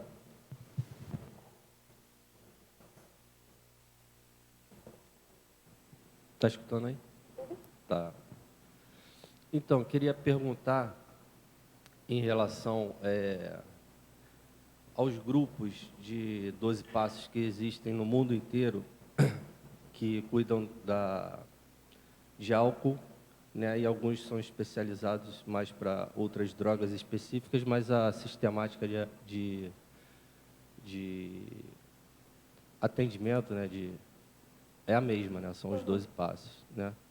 O que é recorrente dentro desses grupos, né, de recuperação são casos de trauma de abuso infantil, né, sexual, agressões físicas e psicológicas muito graves, né, ou na infância ou na adolescência, e uma recorrência muito grande de abandono, né, do pai ou da mãe, que as pessoas que vão frequentar aquilo ali para procurar uma solução para suas vidas, elas como é que eu vou dizer? Deixa eu reformular. Então, dentro desses grupos, tem esse tipo de pessoas, e eles vão ali e tem uma paralincologia de assédio muito grave, né, muito forte. Aqui dentro da Conscienciologia, a gente faz... tem campo, vai ter o Pacificário em Saquarema, né?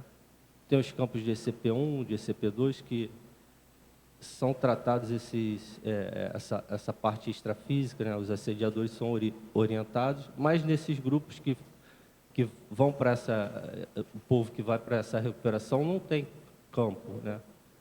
E mesmo assim elas transformam sua vida e continuam aí. Eu queria que você falasse um pouco dessa parte extrafísica nesses grupos no mundo inteiro. Como é que funciona assim, o amparo? Porque assim, a gente tem um... Eu não sei se a gente tem isso, ou se eu imagino que a gente tem, mas eu acho que a gente tem, tá? Acho que a gente tem a mania de achar que Conscienciologia, que CCCI é Meca, que Conscienciologia é salvação, e que não tem e que só a gente é amparado, né? Gente, tem um monte de gente no mundo que é amparado, é só você estar fazendo uma tarefa assistencial. E é só você estar querendo reciclar, né? Eu quero reciclar para ser melhor, para poder atender melhor minha família, meus amigos. Eu não preciso ter uma tarefa policármica para ter amparo, né? Eu preciso querer mudar para ajudar. É isso que eu preciso para ter amparo. Na minha cabeça, pelo menos, né? Deve ter algo bem mais complexo que isso escrito nos tratados, mas assim, é a maneira como eu vejo.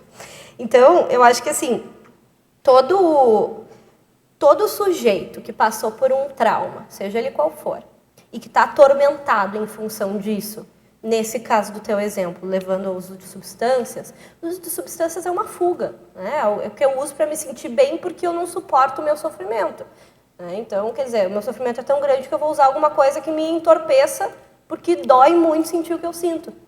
Então, oi? É um analgésico, né? Só que muito mal administrado, mas é um analgésico. Então, quando a gente fala de dependência química, a gente está falando de uma tentativa de abafar o sofrimento, de anestesiar o sofrimento. E aí, claro, isso está ligado com um monte de consciexes que estão ali se aproveitando da tua adição. Então, você romper com esse processo, a gente está falando ontem isso, né? Uma reunião de família, assim. Você romper com esse processo é um ato de muita coragem. Você saber que você vai largar o seu analgésico porque ele está te fazendo mal. Tentar suportar esse sofrimento por conta própria para que você se torne uma pessoa melhor e pare de causar prejuízo na vida dos outros. Isso é assistencial. Só não querer atrapalhar já é ajudar, né? Então, eu acho que quando a gente fala do processo extrafísico desses grupos, a gente está falando de um grupo de assediadores que não quer que as pessoas mudem, um grupo de guias cegos que acha que o analgésico é bom para a pessoa, porque o coitadinho está ali sofrendo, E um grupo de amparadores que está ali investindo porque esse cara quer melhorar. E aí, quando esse cara melhora, ele vira amparador do grupo, porque ele começa a coordenar os grupos também. Então, quer dizer, ele começa a mostrar pelo exemplo dele que aquilo é possível. É claro que tem amparo aí. Não tem como não ter. Pode não ser o serenão de não sei aonde, mas vai ter amparo. Né? Então, assim, dentro das devidas proporções, também tem. É o que eu falei antes, assim, você precisa estar querendo mudar para melhorar e ajudar os outros para você ter amparo. Então, se você tem essas condições, é um grupo terapêutico, é claro que tem amparo. Não é do mesmo jeito que tem lá os especialistas da consciência terapia, mas vai ter um tipo de amparo. Então, acho que a gente tem que parar com essa ideia de que só a gente aqui que é amparado tem amparo de qualidade, né? Pelo contrário, eu acho que tem ambientes que devem ser muito patológicos, que devem ser os ambientes mais amparados que tem, porque é onde precisa mais. Eu concordo com o que você falou, mas no tocante em relação à extrafisicalidade, à multidimensionalidade, assediador, a vítima e algoz de uma forma multidimensional, a Conscienciologia aborda de uma forma muito madura e profissional. Não que isso não aconteça nos grupos, mas às vezes para você participar e ver isso acontecer dentro de um grupo desse é muito difícil, né? A pessoa tem que, às vezes, sair até do grupo para que ela já também deu aquela etapa lá dela. Porque nem toda pessoa vai se adaptar àquele grupo, né? E, claro, a gente sabe, por exemplo, a base para os 12 passos ela é religiosa, né? Tem elementos ali que tem a ver com Deus e com um monte de coisa. Então, a gente sabe que não é a maneira como a gente enxerga como deveria ser feita a terapia de uma maneira mais lúcida. Mas, assim, dos males o menor, né? Pelo menos estão fazendo alguma coisa, né? Tá tendo que usar Deus no meio do caminho? Bom, então que use Deus para fazer assistência. Né? Aquela história, o amparador vai se trajar daquilo que o sujeito entende. Se o nível evolutivo do sujeito ainda demanda que se utilize dessas estratégias, o amparador vai topar, gente, porque ele está ali para assistir, não importa, né, o paradigma ou a orientação da pessoa. O negócio é assim, o foco é no assistido. Né? É o assistido, exatamente. A unidade de medida da delicado assistência mesmo o que você está falando, né? Quer dizer, vocês estão falando. Porque a gente verifica essa condição da pessoa que tem algum gabarito para assistir, está dentro da CCCI.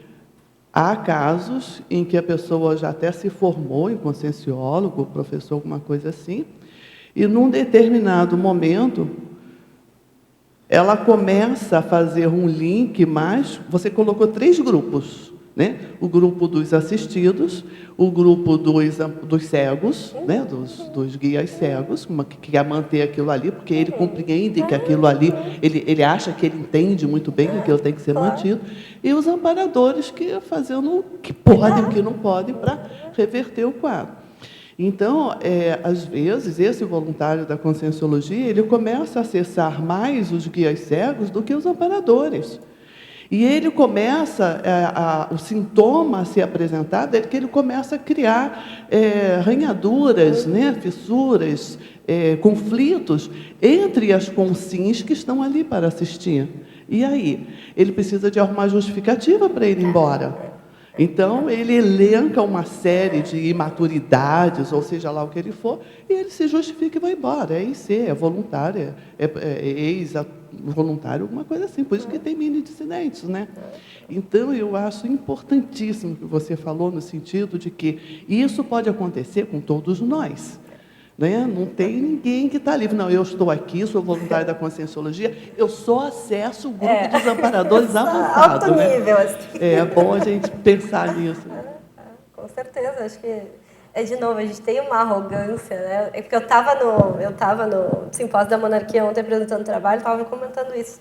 A gente tem uma arrogância, a gente acha assim, que a gente é grande coisa porque a gente acessou a Conscienciologia. Gente, não sei se vocês notaram, mas a gente está nesse planeta, o que significa que o nosso nível evolutivo não está muito diferente. Está um pouquinho melhor, a gente já está visando assistência e tal, tentando recompor, né, se libertar. Mas, sim, tem gente que não está na Conscienciologia que faz muito mais assistência do que muitos de nós. né? Então, essa ideia de que o negócio é exclusivo, a diferença entre nós e o resto do mundo é que a gente tem um paradigma que nos permite expandir, né? Nem todo mundo consegue. E a gente tem um foco maior em assistência, mas não quer dizer que a gente aplique, né? Mas, claro, existe esse diferencial. Não estou aqui diminuindo a conscienciologia de nenhuma maneira, mas eu estou tentando fazer uma profilaxia da nossa arrogância, porque a gente tem que baixar um pouco o nariz, sabe? Retomando um pouquinho o assunto que o Alexandre trouxe sobre a questão de levantar a poeira, né? A filia a isso, ou a fobia a esse processo de levantar a poeira, certamente não é uma questão de brincadeira, a gente não vai nisso só para brincar ou por curiosidade, etc., mas existe uma intenção assistencial muito forte nesse contexto. Nós temos, inclusive, a pré-intermissiologia, o preparo para essa questão intermissiva de voltar a esses resgates do passadão. Eu vejo muito importante esse trabalho, até mesmo no processo retrocognitivo, com todos os cuidados necessários para isso, né? Tanto na conscienciometria, quanto na consciencioterapia, até mesmo na reconciliação grupocármica, né? Então, eu vejo que é importante pensar nisso. É claro que com os devidos trabalhos profissionais acima disso, né? Como é que você vê essa questão, assim? Eu acho que, assim, eu tenho por hipótese que mesmo no intermissivo, a gente planeja o que a gente vai conseguir lembrar e acessar e mudar nessa vida. Porque se a gente planeja o tipo de assistência que a gente vai fazer, a especialidade que a gente vai atuar e algumas reciclagens que a gente vai fazer, a gente também planeja os traumas que a gente vai conseguir lidar. A questão é o quão lúcido eu sou para esse processo intermissivo, né? Então, às vezes, respondendo um pouco o que o Alexandre falou antes, uma outra técnica para saber o que eu mexo e o que eu não mexo é tentar acessar as ideias do intermissivo, porque aí você tem uma base maior do que quando eu estava mais lúcido, eu pensei que era uma boa ideia fazer e que teve a chancela do evoluciólogo. Ou o contrário, né? Que o evoluciólogo pensou e me sugeriu. Sugeriu e eu disse, não, acho que dá.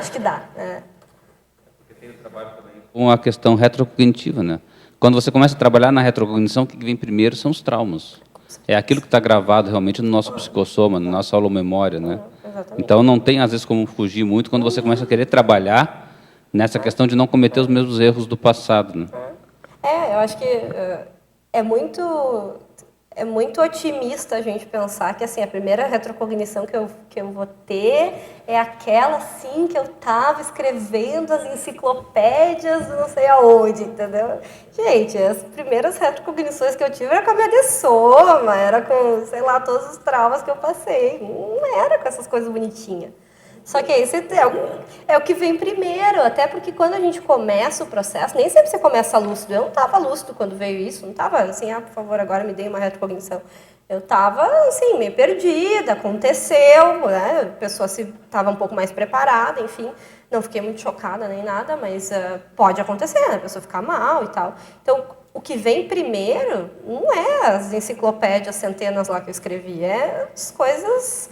É o pesado, né? É o que a gente precisa limpar, porque se não limpar isso, não tem como acessar as enciclopédias. Para você começar a sua reciclagem, quer dizer, para começar a limpar. E, geralmente realmente não tem as 1000 enciclopédias que você escreveu. Exatamente. E te dá uma visão de conjunto, né, até do que aconteceu. Até porque eu acho que se a gente começar lembrando das enciclopédias, a gente entra numa crise. Tipo assim, o que eu estou fazendo agora se eu já escrevi não sei quantas 1000 enciclopédias? Né? Então, tem isso também. Sim, obrigada. É um trabalho muito importante.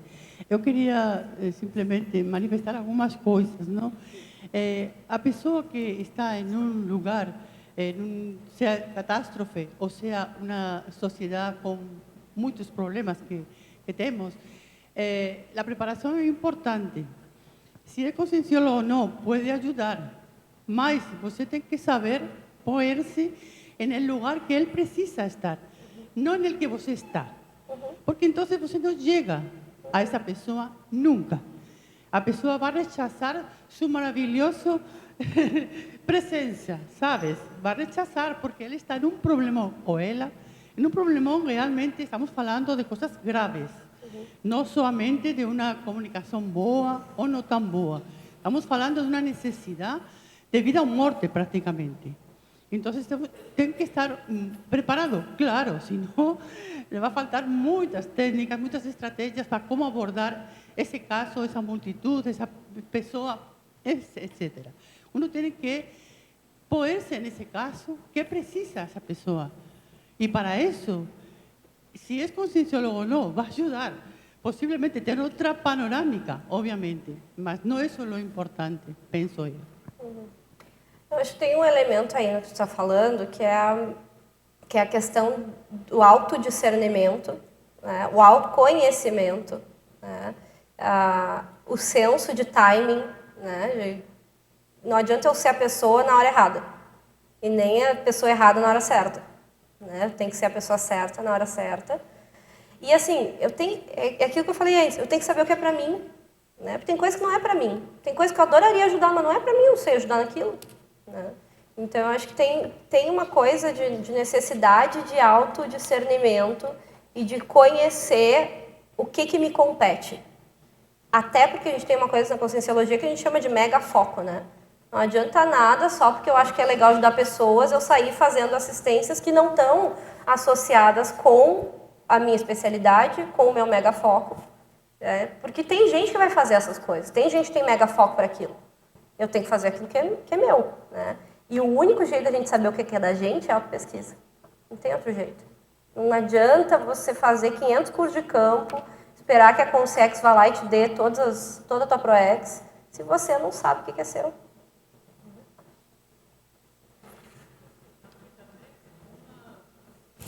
Aunque também é importante que, quando você está no lugar, por algo é. Às vezes uno diz, não, eu não vou ser competente. Não há outra pessoa, eu sou competente, eu vou fazer o máximo. Então, às vezes, uno tem que também ter a coragem, se não há outras pessoas disponíveis nesse momento, você está ali por algo. Então, tem que abrir. Exatamente. Eu gostaria de fazer uma pergunta. Você falou no início que o trauma ele representa uma ruptura, né? Uma mudança, na verdade, uma forma de você mudar o jeito de ver o mundo, né? Então, e a gente sabe que a impactoterapia, às vezes, é uma coisa positiva, né? Até evolutivamente, em relação a vidas passadas. Queria que você falasse um pouco do lado positivo do trauma, se é que você vê algum.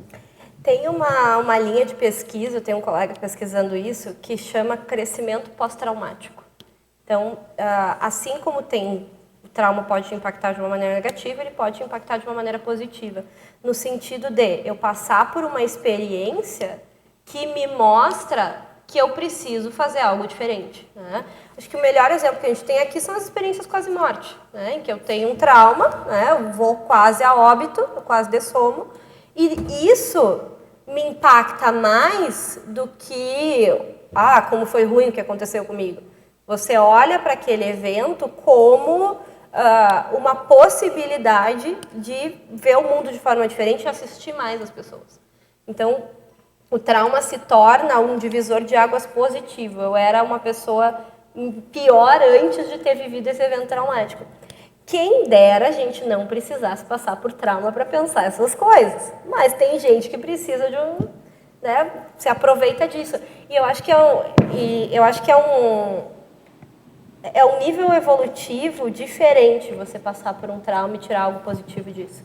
Você tem que ter um temperamento mais otimista, uma tendência à resiliência. A maioria das pessoas se impacta negativamente pelo trauma, mas se você tem um nível evolutivo que já consegue entender isso com um significado mais produtivo, você consegue tirar algo bom disso. Só lembrando que impactoterapia não é para criar trauma no povo, tá? Na consciência terapia, durante algum tempo, o pessoal bate demais, etc. e tal, e houve exageros nesse sentido. Não vamos negar nisso, não, tá? Mas a impactoterapia é para fazer a consciência, antes de mais nada, pensionizar de maneira diferente e refletir de maneira diferente, tá? Não é na base da... Como é que é? É para a pessoa continuar pensando, né? Está pensando, né? eu posso. Mas eu acho que o que o Eduardo falou foi assim, se a vida já aconteceu alguma coisa, te deu um limão, você faz uma limonada, um evento que foi, estressou, você aproveita para reflexão e para uma... Exatamente. Porque assim, essa coisa de que esse trauma aconteceu para mim ver o quanto que eu preciso mudar, não é... Gente, traumas acontecem, coisas ruins acontecem com pessoas.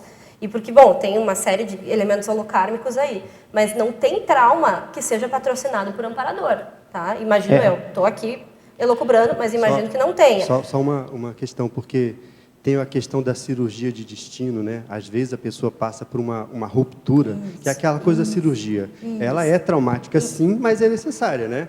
Porque todo o tratamento que foi ambulatorial não foi suficiente. Mas ela é traumática porque a pessoa não tem condições de lidar com aquilo. Exatamente. Não porque foi a intenção. Não, sim, mas é que isso aí eu estou falando até em termos de muitas vidas, né? Na sua linha evolutiva, na sua história pessoal evolutiva, né? Chega algum momento em que você, que possivelmente foi assediador, né? O mega assediador, talvez, você tem que fazer essa ruptura, né, que é a viragem do mega assediador, né? E eu estou pensando que às vezes pode envolver algum tipo de trauma, porque tem aquela coisa de que antigamente, né, as pessoas eram tentadas, trazidas para fora da loucura, colocando num poço de serpente, não tem isso? É exatamente o mesmo processo, né? Mas quando você está usando o termo cirurgia do destino, talvez eu esteja sendo muito purista com as palavras ou com os termos, mas a cirurgia do destino é exatamente criar uma espécie de marca positiva cosmoética na pessoa para ela começar a pensar as coisas de maneira diferente. Expandir a consciência. E expandir. E vai deixar uma marca uma marca positiva, que ali ela vai utilizar como referencial de um antes e de um depois, tá? Mas não quer dizer que ela vai sair traumatizada, ok? Porque é só para deixar as coisas distintas. Não, sem dúvida, mas é isso que ela está falando, que é uma ruptura do antes e do depois, né? Então, estou fazendo um paralelo entre isso e uma viragem positiva que a pessoa faz em cima de um evento traumático que ela teve, né? Eu tenho uma casa, não sei se há tempo para acaba às 10h45, né? Então, 5 minutos. Eu tenho uma casuística na linha do raciocínio que nós estamos aqui, que é muito próxima da gente na CCCI. Eu acho que talvez todos já tenham ouvido o Valdo fazer a menção, a referência no episódio traumático que ocorreu lá em 1100, né? Cornualha, e Inglaterra, França, né? Lá o episódio que ocorreu no tal do castelo e tal. Então, estudando essa situação, né? Eu vi um mecanismo assistencial igual como vocês estão falando. Os evoluciólogos que nos assistiram no curso intermissivo, eles ajudaram a manter a lembrança daquele momento, porque ele sabia que aquele grupo estava lá no curso intermissivo e ia estar aqui. E para dar continuidade ao trabalho que nós fazíamos, quer dizer, tentamos fazer lá em 1100. Então, é a manutenção da lembrança de um trauma superado ou semi-superado, ou pelo menos no meu caso era semi-superado, mas ele fazia a lembrança, desde a infância, aquilo veio como sonho recorrente, ou pesadelo recorrente, como os adultos me interpretavam. Mas eu interpretava como um sonho recorrente. Então, aquela lembrança tinha que ser mantida viva, por causa do que você falou ainda há pouco, por causa dos links que foram feitos nos pensamentos da gente. Então, a mesma condição tinha na cabeça, no mundo intraconsciencial do Valdo, e aqueles links foram feitos para a gente poder facilitar a realização de um trabalho agora. Então, existe isso, né? Claro, é porque aquela história, tudo se aproveita, né? Então, se aconteceu algo traumático, vamos aproveitar isso também.